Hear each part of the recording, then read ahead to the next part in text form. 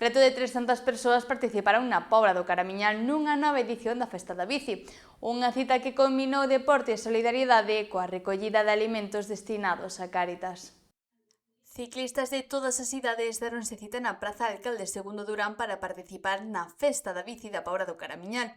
Como requisito para inscribirse, cada participante achegou 1 kilo de alimentos non percedoiros que serían entregados a Cáritas. E aquí aproveitan este día para vir, xa che digo, de todas as idades, desde os maiores que levamos a 34 edición e hai xente que é fiel todos os anos.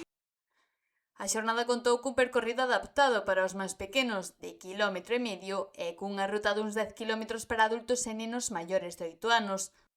O pelotón percorreu diferentes rúas e barrios do municipio antes de regresar ao punto de partida.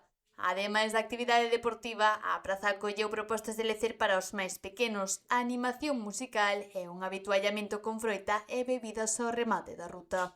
Esta festa máis ben vai orientada ás familias para que se animen e veñan cos nenos a participar.